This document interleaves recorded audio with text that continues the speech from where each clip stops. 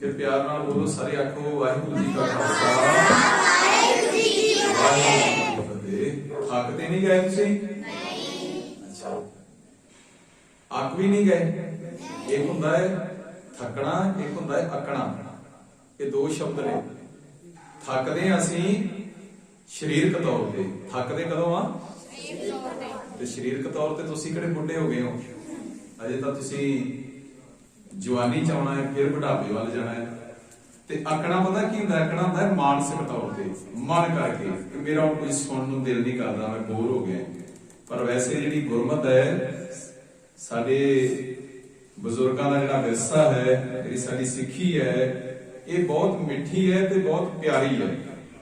ना सानू गुरमत साडा सिੱਖੀ विरसा अकड़ दिंदा है ते ना सानू थकण दिंदा है। बोलो, ना सानू अकड़ दिंदा है ते ना सानू थकण दिंदा है। हुण आपां ये दूसरा भाग शुरू कीता है, सैकंड सैक्शन। ਇਹਦੇ ਵਿੱਚ ਆਪਾਂ ਗੱਲ ਕਰਾਂਗੇ ਚਾਰੇ ਸਾਹਿਬਜ਼ਾਦਿਆਂ ਦੀ ਇੰਨੀ ਚੜ੍ਹਦੀ ਕਲਾ ਵਾਲੀ ਜਿਹੜੀ ਜ਼ਿੰਦਗੀ ਹੈ, ਉਹਦੀ ਤਿਆਰੀ ਕਿਵੇਂ ਹੋਈ। ਕੀ ਗੱਲ ਕਰਾਂਗੇ ਆਪਾਂ? ਚਾਰੇ ਸਾਹਿਬਜ਼ਾਦਿਆਂ ਦੀ ਇਹ ਚੜ੍ਹਦੀ ਕਲਾ ਵਾਲੇ ਜੀਵਨ ਦੀ ਤਿਆਰੀ ਕਿੰਨੇ ਕਰਵਾਈ, ਇਹਦੇ ਤੇ ਆਪਾਂ ਗੱਲ ਕਰਾਂਗੇ। ਸੋ ਸਾਹਿਬਜ਼ਾਦਿਆਂ ਦੇ ਪਿਤਾ ਜੀ ਦਾ ਨਾਮ ਸੀ ਗੁਰੂ ਗੋਬਿੰਦ ਸਿੰਘ। पिता का की नाम सी? गुरु गोबिंद सिंह जी। ते माता जी दा नाम सी माता जीत कौर ते माता सुंदर कौर, दो माता सन। ते दादा जी दा नाम सी, मेरे नाल बोलो, दादा जी दा नाम सी गुरु तेग बहादुर साहब। की नाम सी? गुरु तेग बहादुर साहब। ते दादी जी दा की नाम सी? माता गुजरी जी। ਤੇ ਸਾਹਿਬਜ਼ਾਦਿਆਂ ਦਾ ਪਿਛੋਕੜ, ਉਹਨਾਂ ਦਾ ਪਿਛੋਕੜ ਕੀ ਸੀ? ਗੁਰੂ ਨਾਨਕ ਸਾਹਿਬ ਜੀ ਦਾ ਦਰ ਘਰ ਸਿਧਾਂਤ, ਗੁਰੂ ਨਾਨਕ ਸਾਹਿਬ ਜੀ ਦੇ ਸਿੱਖ ਸਨ, ਇਹ ਉਹਨਾਂ ਦਾ ਪਿਛੋਕੜ ਸੀ। ਸੋ ਬੇਟਾ ਜੀ, ਚਾਰੇ ਸਾਹਿਬਜ਼ਾਦਿਆਂ ਦੇ ਪਹਿਲੇ ਉਸਤਾਦ ਕੌਣ ਹੋਏ ਭਲਾ? ਗੁਰੂ ਗੋਬਿੰਦ ਸਿੰਘ ਜੀ ਆਪ। ਕੌਣ ਹੋਏ? ਗੁਰੂ ਗੋਬਿੰਦ ਸਿੰਘ ਜੀ। ਕਮਾਲ ਦੀ ਗੱਲ ਹੈ ਕਿ ਉਹਨਾਂ ਦੇ ਪਿਤਾ ਵੀ ਉਹੀ ਨੇ, ਉਹਨਾਂ ਦੇ ਗੁਰੂ ਵੀ ਉਹੀ ਨੇ, ਤੇ ਉਹਨਾਂ ਦੇ ਪਹਿਲੇ ਟੀਚਰ ਅਧਿਆਪਕ ਵੀ ਉਹੀ ਨੇ।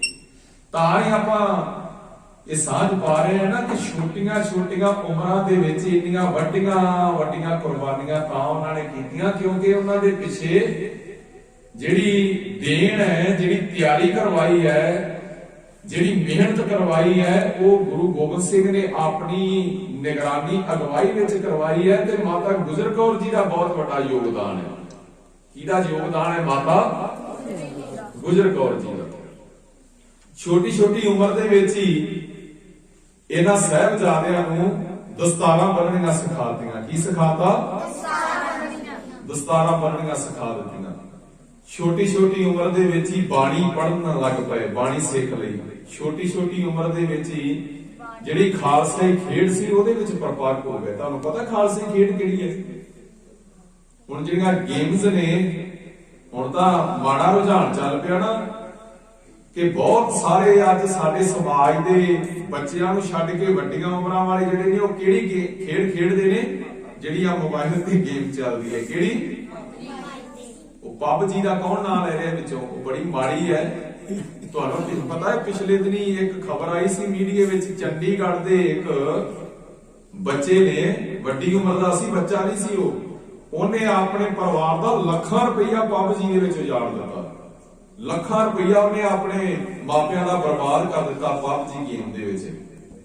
ਇੱਕ ਨਸ਼ਾ ਹੈ ਗੇਮਾਂ ਦਾ ਵੀ, ਸਾਰਾ ਦਿਨ ਅੰਨੇ ਹੋਏ ਰਹੋ, ਅੱਖਾਂ ਤੋਂ ਦਿਸਣੋਂ ਹਟ ਜਾਂਦਾ, ਐਨਕਾਂ ਲੱਗ ਜਾਂਦੀਆਂ ਨੇ, ਖਾਣਾ ਵੀ ਭੁੱਲ ਜਾਂਦਾ ਹੈ, ਸੌਣਾ ਵੀ ਭੁੱਲ ਜਾਂਦਾ ਹੈ, ਟਾਈਮ ਸਾਰਾ ਖਰਾਬ ਹੋ ਜਾਂਦਾ ਹੈ, ਨਾ ਕਿਸੇ ਦੀ ਸੁਣਨੀ।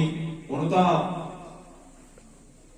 ਰਿਸ਼ਤੇਦਾਰੀਆਂ ਦੇ ਵਿੱਚ ਵੀ ਇਸ ਗੱਲ ਦੀ ਬੜੀ ਕਮੀ ਆ ਰਹੀ ਹੈ ਕਿ ਜੇ ਕਿਸੇ ਕੋਲ ਕੋਈ ਜਾਂਦਾ ਵੀ ਹੈ ਨਾ ਤੇ ਉਹਨੂੰ ਮਿਲਦਾ ਨਹੀਂ ਹੈ ਕੋਈ ਵੀ। ਉੱਥੇ ਕੋਈ ਗੱਲਬਾਤ ਨਹੀਂ ਕਰਦੇ, ਸਮਾਂ ਨਹੀਂ ਦਿੰਦੇ, ਨਾ ਸੁਣਦੇ ਨੇ, ਨਾ ਕੋਈ ਗੱਲ ਕਰਦੇ ਨੇ।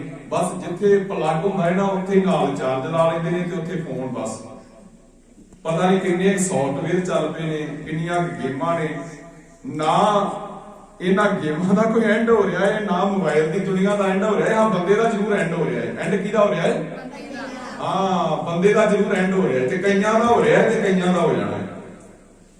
क्योंकि जिन्हें नशे की आपां गल कीती है ना कि साहिबजादे जंग लड़ के गए, जूझ के गए जुल्म के खिलाफ, ते सानू भी जूझण दा एक सुभाव दे के गए, सानू भी जूझण वास्ते एक प्रेरणा दे के गए, सिक्ख्या दे के गए। ते असीं जिवें हुणे आपां गल कीती है माड़ा सिस्टम, गंदी राजनीति, पततपुणा, माड़े गीत लिखण गाउण वालियां दे खिलाफ जूझना है, इसे तरह नशियां दे खिलाफ जूझना है, ते इसे तरह माड़ियां आदतां दे खिलाफ भी आपां जूझना है।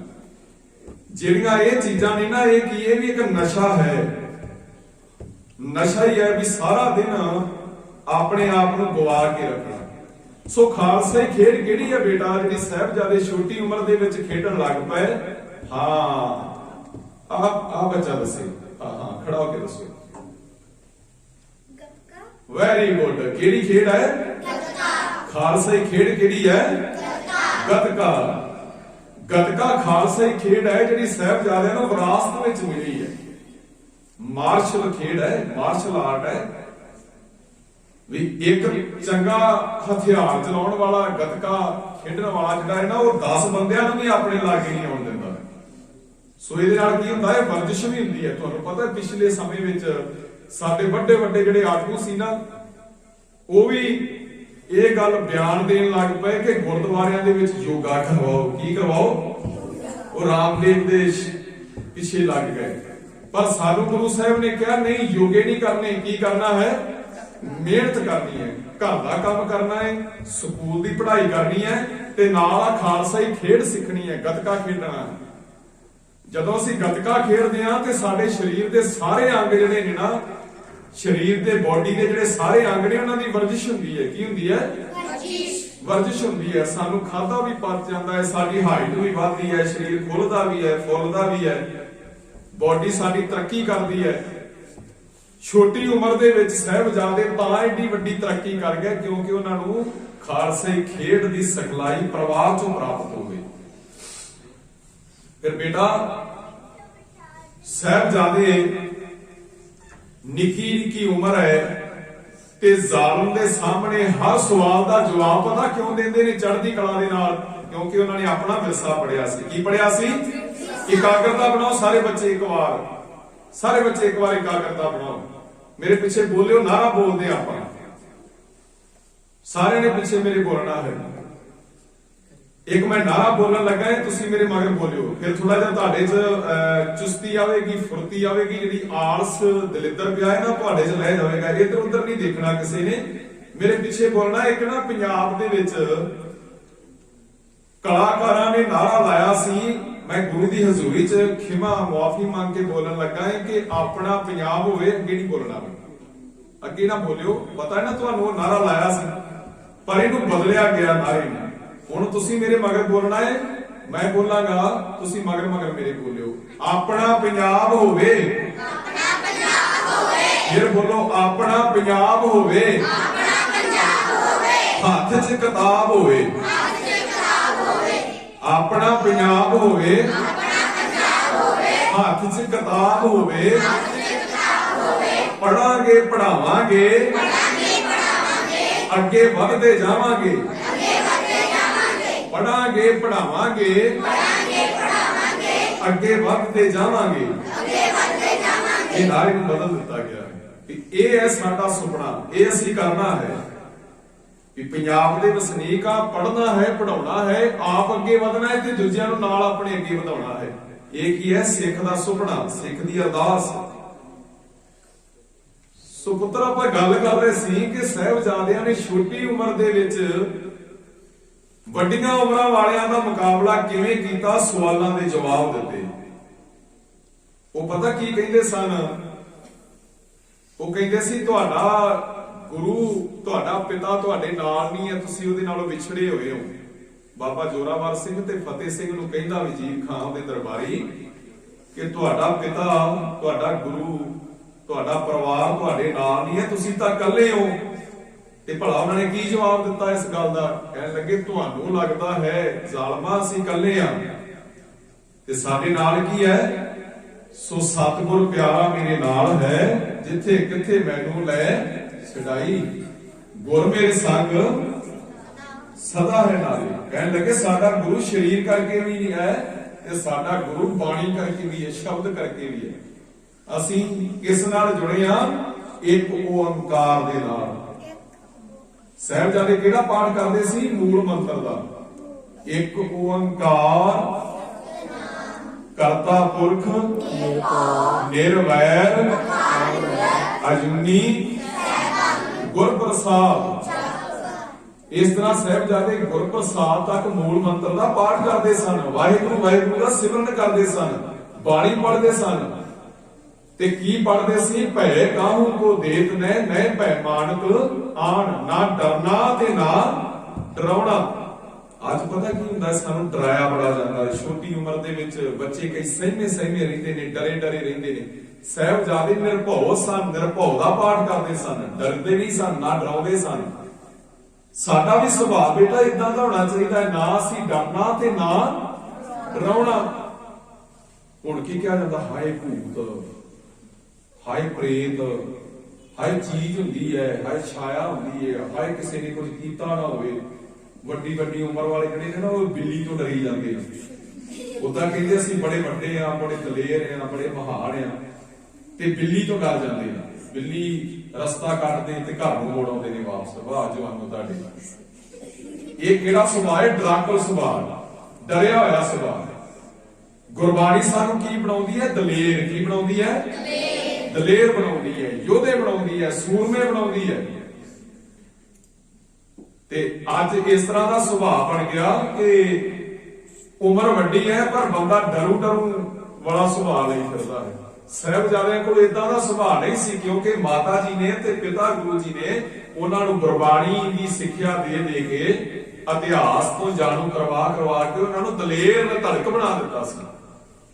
ਇੱਕ ਅਗਲੀ ਗੱਲ ਮੈਂ ਹੋਰ ਦੱਸਾਂਗਾ ਕਿ ਜਦੋਂ ਸਾਹਿਬਜ਼ਾਦੇ ਠੰਡੇ ਬੁਰਜ ਵਿੱਚੋਂ ਚੱਲਦੇ ਸੀ ਨਾ, ਨਵਾਬ ਦੀ ਕਚਹਿਰੀ ਦੇ ਵਿੱਚ ਸਵਾਲ ਜਵਾਬ ਕਰਨ ਵਾਸਤੇ ਗੱਲਬਾਤ ਉਹਨਾਂ ਦੀ ਹੁੰਦੀ ਸੀ, ਪੇਸ਼ੀ ਜਿਹਨੂੰ ਕਿਹਾ ਗਿਆ ਹੈ ਇਤਿਹਾਸ ਵਿੱਚ। ਤੇ ਮਾਤਾ ਜੀ ਤੁਰਨ ਲੱਗਿਆ ਪਤਾ ਕੀ ਕਹਿੰਦੇ ਸੀ ਸਾਹਿਬਜ਼ਾਦਿਆਂ ਨੂੰ? ਬੇਟਾ ਤੁਸੀਂ ਗੁਰੂ ਨਾਨਕ ਸਾਹਿਬ ਦੇ ਸਿੱਖ ਹੋ। ਕੌਣ ਹੋ? ਗੁਰੂ ਨਾਨਕ ਸਾਹਿਬ ਦੇ। ਤੁਹਾਡਾ ਦਾਦਾ, ਤੁਹਾਡਾ ਵਡੇਰਾ ਗੁਰੂ ਅਰਜਨ ਸਾਹਿਬ ਹੈ, ਤੁਹਾਡਾ ਦਾਦਾ ਗੁਰੂ ਤੇਗ ਬਹਾਦਰ ਹੈ, ਤੁਸੀਂ ਗੁਰੂ ਗੋਬਿੰਦ ਸਿੰਘ ਦਾ ਖੂਨ ਉਹਦੇ ਪੁੱਤਰ ਹੋ। ਤੁਹਾਡਾ ਸਿਰ ਨਹੀਂ ਝੁਕਣਾ ਚਾਹੀਦਾ। ਜੇ ਤੁਹਾਡਾ ਸਿਰ ਝੁਕਿਆ ਤਾਂ ਕਿਹਦਾ ਸਿਰ ਝੁਕੇਗਾ? ਗੁਰੂ ਦਾ ਸਿਰ ਝੁਕੇਗਾ। ਕਿਹਦਾ ਝੁਕੇਗਾ? ਗੁਰੂ ਦਾ। ਇਸ ਵਚਨ ਦੀ ਪਾਲਣਾ ਕੀਤੀ ਸਾਹਿਬਜ਼ਾਦਿਆਂ ਨੇ। ਤੇ ਸਿੱਖ ਕਿਹਨੂੰ ਕਿਹਾ ਜਾਂਦਾ ਹੈ? ਬੇਟਾ ਜਿਹੜਾ ਗੁਰੂ ਦੇ ਵਚਨਾਂ ਦੀ ਪਾਲਣਾ ਕਰਦਾ ਹੈ, ਗੁਰੂ ਦੇ ਕਹਿਣੇ ਵਿੱਚ ਚੱਲਦਾ ਹੈ। ਸੋ ਇਦਾਂ ਦਾ ਚੜ੍ਹਦੀ ਕਲਾ ਵਾਲਾ ਜੀਵਨ ਸਾਹਿਬਜ਼ਾਦਿਆਂ ਨੂੰ ਬਚਪਨ ਵਿੱਚ ਹੀ ਆਪਣੇ ਮਾਤਾ ਪਿਤਾ ਤੋਂ, ਆਪਣੇ ਪਰਿਵਾਰ ਵਿੱਚੋਂ, ਗੁਰਬਾਣੀ ਵਿੱਚੋਂ, ਆਪਣੇ ਵਿਰਸੇ ਦੇ ਵਿੱਚੋਂ ਪ੍ਰਾਪਤ ਹੋਇਆ ਸੀ। ਸੋ ਇਹਨਾਂ ਸਾਹਿਬਜ਼ਾਦਿਆਂ ਦੀ ਇਹ ਜਿਹੜੀ ਬੜੀ ਪਿਆਰੀ ਦਾਸਤਾਨ ਹੈ, ਇਹ ਬੇਟਾ ਜੀ ਸਾਨੂੰ ਪੁੱਤਰਾਂ ਤੋਂ ਸੁਪੁੱਤਰ ਬਣਾਉਂਦੀ ਹੈ। ਕੀ ਬਣਾਉਂਦੀ ਹੈ? ਸੁਪੁੱਤਰ ਬਣਾਉਂਦੀ ਹੈ। ਜਿਹੜਾ ਬੰਦਾ ਸਮਾਜ ਵਿੱਚ ਨਿਕੰਮਾ ਹੋਵੇ, ਵਿਹਲੜ ਹੋਵੇ, ਆਖੇ ਨਾ ਲੱਗਦਾ ਹੋਵੇ, ਨਾ ਮਾਪਿਆਂ ਦੇ ਆਖੇ ਲੱਗਣਾ, ਨਾ ਸਕੂਲ ਦਾ ਕੰਮ ਕਰਨਾ, ਨਾ ਕਿਸੇ ਦੇ ਘਰ ਪਿੰਡ ਸ਼ਹਿਰ ਵਿੱਚ ਕੰਮ ਆ ਸਕਣਾ, ਉਹਨੂੰ ਕੀ ਕਿਹਾ ਜਾਂਦਾ? ਨਿਕੰਮਾ। ਉਹਨੂੰ ਕੀ ਕਹਿੰਦੇ ਨੇ? ਨਿਕੰਮਾ। ਪਰ ਜਿਹੜਾ ਆਖੇ ਲੱਗਦਾ ਹੋਵੇ, ਕਹਿਣੇ ਵਿੱਚ ਚੱਲਦਾ ਹੋਵੇ, ਆਪਣਾ ਵੀ ਕੰਮ ਕਰਦਾ ਹੋਵੇ, ਘਰਦਿਆਂ ਨੂੰ ਵੀ ਆਸਾਂ ਹੋਣ ਉਹਦੇ ਤੇ, ਪਿੰਡ ਵਾਲੇ ਸ਼ਹਿਰ ਵਾਲਿਆਂ ਨੂੰ ਵੀ ਮਦਦ ਦਿੰਦਾ ਹੋਵੇ, ਆਖੇ ਲੱਗਦਾ ਹੋਵੇ, ਉਹਨੂੰ ਕੀ ਕਿਹਾ ਜਾਂਦਾ ਹੈ? ਸੁਪੁੱਤਰ। ਉਹਨੂੰ ਕੀ ਕਿਹਾ ਜਾਂਦਾ ਹੈ? ਸੁਪੁੱਤਰ ਕਿਹਾ ਜਾਂਦਾ ਹੈ। ਸੋ ਬਾਣੀ ਵੀ ਕਹਿੰਦੀ ਹੈ, ਬਬਾਣੀਆਂ ਕਹਾਣੀਆਂ ਪੁੱਤ ਸੁਪੁੱਤ ਕਰੇਨ। ਇਹ ਜਿਹੜੀਆਂ ਗੁਰੂ ਬਾਬੇ ਦੀਆਂ ਬਬਾਣੀਆਂ ਨੇ, ਕਹਾਣੀਆਂ ਨੇ, ਕਥਾਵਾਂ ਨੇ, ਸਾਨੂੰ ਮਹਾਨ ਬਣਾਉਂਦੀਆਂ ਨੇ। ਇਹ ਸਾਨੂੰ ਯੋਧੇ ਬਣਾਉਂਦੀਆਂ ਨੇ, ਇਹ ਸਾਨੂੰ ਭਗਤ ਬਣਾਉਂਦੀਆਂ ਨੇ, ਇਹ ਸਾਨੂੰ ਸੂਰਮੇ ਬਣਾਉਂਦੀਆਂ ਨੇ, ਇਹ ਸਾਨੂੰ ਨੇਕ ਇਨਸਾਨ ਬਣਾਉਂਦੀਆਂ ਨੇ, ਇਨਸਾਨੀਅਤ ਸਾਡੇ ਵਿੱਚ ਪੈਦਾ ਕਰਦੀਆਂ ਨੇ। ਸੋ ਬੇਟਾ ਇਹ ਹੈ ਸਾਡਾ ਵਿਰਸਾ ਜਿਸ ਦੀ ਆਪਾਂ ਸਭਨਾਂ ਨੇ ਬੈਠ ਕੇ ਗੁਰੂ ਚਰਨਾਂ ਦੇ ਵਿੱਚ ਹਾਜ਼ਰੀ ਭਰ ਕੇ ਬਾਤ ਪਾਈ ਹੈ। ਸਟੇਟ ਗੁਰਦੁਆਰਾ ਖੈੜਾ ਬੋਨਾ, ਜ਼ਿਲ੍ਹਾ ਕਪੂਰਥਲਾ, ਇੱਥੋਂ ਦੇ ਸਾਰੇ ਪ੍ਰਬੰਧਕਾਂ ਦਾ, ਭਾਈ ਗੁਰਚੇਤਨ ਸਿੰਘ ਹੋਣਾ ਦਾ, ਆਪ ਸੰਗਤਾਂ ਦਾ, ਬੱਚਿਆਂ ਦਾ, ਬੱਚਿਆਂ ਦੇ ਮਾਪਿਆਂ ਦਾ ਬਹੁਤ ਬਹੁਤ ਮੈਂ ਧੰਨਵਾਦ ਕਰਦਾ ਹਾਂ। ਦਾਸ ਦਿਲਬਾਗ ਸਿੰਘ ਬਲੇਰ, ਗੁਰਮਤਿ ਪ੍ਰਚਾਰ ਦੀਆਂ ਸੇਵਾਵਾਂ ਗੁਰੂ ਬਖਸ਼ਿਸ਼ ਨਾਲ ਅਸੀਂ ਲੰਮੇ ਸਮੇਂ ਤੋਂ ਦਿਨ ਰਾਤ ਨਿਭਾਉਂਦੇ ਆ ਰਹੇ ਹਾਂ। ਇਹ 2 ਦਿਨ ਵਾਸਤੇ ਬੇਟਾ ਤੁਹਾਡੇ ਨਗਰ 'ਚ ਆਉਣ ਦਾ ਸਬਬ ਬਣਿਆ। ਸ਼ਾਮ ਦਾ ਦੀਵਾਨ ਕੱਲ ਨੂੰ 24 ਦਸੰਬਰ ਨੂੰ ਹਾਜ਼ਰੀ ਭਰੀ ਸੀ। ਅੱਜ 25 ਦਸੰਬਰ ਨੂੰ ਵੀ ਸ਼ਾਮ ਨੂੰ 6:30 ਤੋਂ 7:30 ਗੁਰਮਤਿ ਕਥਾ, ਗੁਰਬਾਣੀ ਦੇ ਅਰਥ ਅਤੇ ਸਾਕਾ ਸਰਹੰਦ ਦੇ ਸੰਬੰਧੀ ਆਪਾਂ ਵਿਚਾਰਾਂ ਦੀ ਸਾਂਝ ਕਰਨੀ ਹੈ। ਮੈਂ ਤੁਹਾਨੂੰ ਸਾਰਿਆਂ ਨੂੰ ਬੜੇ ਪਿਆਰ ਨਾਲ ਬੇਨਤੀ ਕਰਾਂਗਾ ਬੇਟਾ ਕਿ ਸਮੇਂ ਸਿਰ ਤੁਸਾਂ ਨੇ ਵੀ ਆਉਣਾ ਹੈ, ਆਪਣੇ ਮਾਪਿਆਂ ਨੂੰ ਵੀ ਲੈ ਕੇ ਪਹੁੰਚਣਾ ਹੈ। ਹੁਣ ਥੋੜਾ ਜਿਹਾ ਰਸੈਸ ਟਾਈਮ, ਆਪਣਾ ਖਾਣ ਪੀਣ ਦਾ ਸਮਾਂ ਹੋ ਗਿਆ ਹੈ। ਤੁਸੀਂ ਕੁਝ ਛਕਾ ਵੀ ਲਓ, ਫਿਰ ਤੁਰ ਲਓ, ਸਰੀਰ ਨੂੰ ਗਰਮ ਕਰ ਲਓ। ਜੇ ਲੱਤਾਂ ਸੌਂ ਗਈਆਂ ਤਾਂ ਬਾਹਰ ਖੇਡ ਮੱਲ ਲਓ 10 ਮਿੰਟ, ਤੇ ਫਿਰ ਆਪਾਂ ਅਗਲੇ ਪਾਠ ਦੇ ਵਾਸਤੇ ਤਿਆਰੀ ਕਰਦੇ ਹਾਂ। ਥੋੜੇ ਸਮੇਂ ਵਾਸਤੇ ਆਪਾਂ ਫੇਰ ਬੈਠਾਂਗੇ ਇਸ ਤਰ੍ਹਾਂ, ਤੇ ਸਮਾਪਤੀ ਸੰਪੂਰਨ ਕਰਨੀ ਹੈ। ਕਿਉਂਕਿ ਕੁਝ ਮਾਣ ਸਨਮਾਨ ਵੀ ਭਾਈ ਸਾਹਿਬ ਉਹਨਾਂ ਨੇ ਕਮੇਟੀ ਨੇ ਤੁਹਾਡੇ ਵਾਸਤੇ ਲੈ ਕੇ ਆਂਦਾ ਹੈ, ਉਹ ਵੀ ਤੁਹਾਨੂੰ ਅਸੀਂ ਦੇਣਾ ਹੈ।